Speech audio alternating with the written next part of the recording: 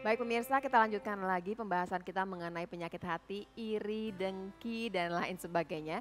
Tadi saya berhenti waktu Pak Kiai menjelaskan ya Pak Kiai ya, bahwa sebetulnya waktu kita membaca Al-Quran, walaupun tidak mengerti artinya, begitu ada kata-kata tertentu orang yang punya penyakit hati ini akan tersentuh hatinya sebetulnya. Dia akan lebih baik atau ada sesuatu yang dia rasakan? Baik pemirsa yang budiman, Mbak Lula, Al-Quran itu ketika diucapkan sesungguhnya bukan cuma getar magnetik yang mampu diterima oleh telinga, tetapi sesungguhnya ada nur keluar dari orang yang mengucapkan ayat suci Al-Quran itu. Yasin wal Quranil Hakim. Pada kalimat yang semacam itu bersamaan juga keluar nur. Sebagai pembeda ketika nanti ada orang mengatakan ini ayat suci Al-Quran. Coba kau baca. Jadi ceritanya gini. Iya.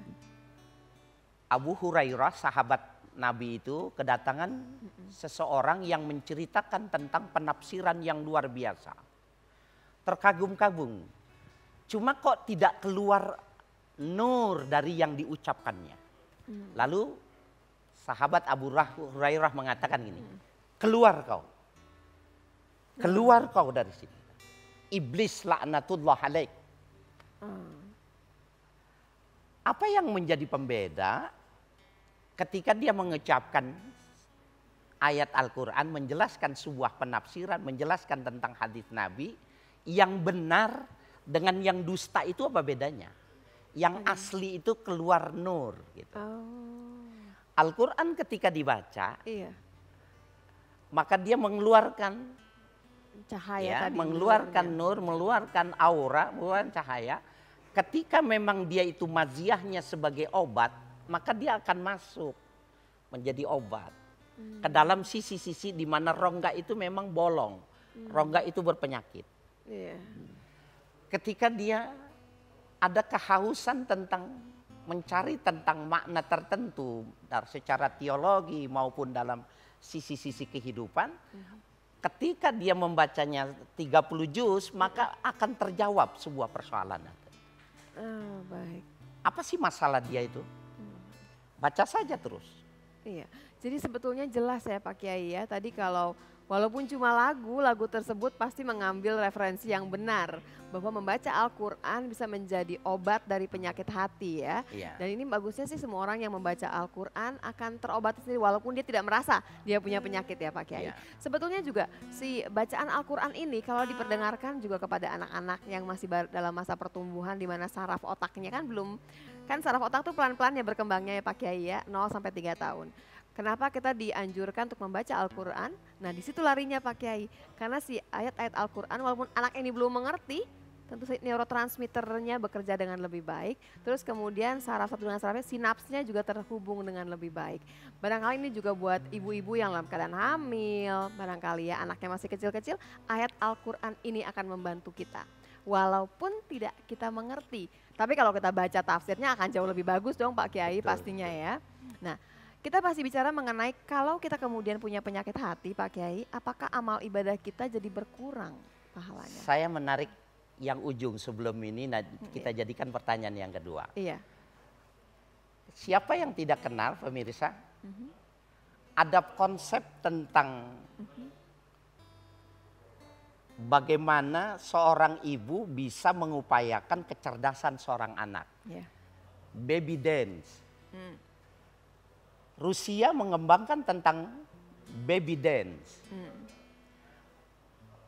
Pemirsa, Iya. mungkin berpikir bagaimana bayi dansa.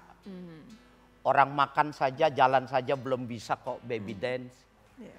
Itu ternyata pemirsa itu program baby dance itu seperti ini. Bayinya itu dipegang, Iya. kemudian mamahnya itu bergoyang. Oh, kalau kita Kemudian, sih diinang-inang gitu ya. Ya. Tapi harus ada yang diperdengarkan. Oh, harus ada. Harus ada yang diperdengarkan. Dan menurut kajian mereka, hanya satu lagu klasik Mozart. Iya. Lagu klasik karya Mozart ini ternyata mampu merangsang motorik, Betul. membentuk sebuah kepekaan Merangsang saraf secara otak. emosi. Iya. Sehingga EQ itu bisa dibantu Iya. dengan mendengar. Baru musiknya Mozart. Kita belum Kenapa sampai tidak membaca Al-Quran. Al-Quran? Betul Pak Kiai. Nah itu juga sudah ada yang meneliti.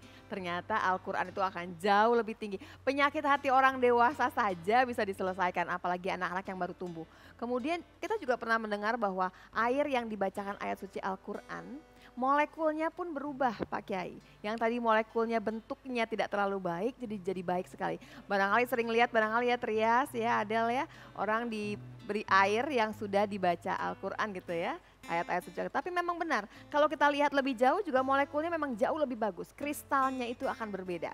Nah Pak Kiai, ini bicara mengenai hal yang tadi. Sebelum kita bicara mengenai ketenangan nanti yang kita dapatkan. Waktu kita bisa menghindari penyakit hati ya Pak Kiai ya. Tapi amal ibadah kita berkurang nggak Pak Kiai nilainya?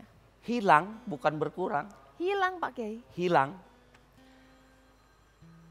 Orang yang punya dengki dalam hati,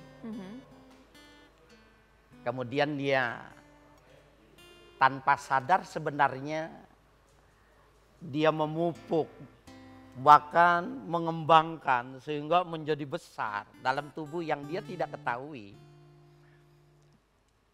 Kalau saja dia melakukan sebuah kebaikan, apalagi yang tidak baik. Iya.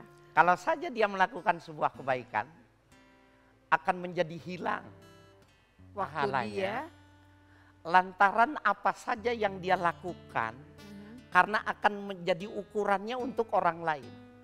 kapan kemudian dianggap sudah ada iri dengki? Pada saat dia tidak sadar ya bahwa sesungguhnya dia sudah mengukur dengan orang lain.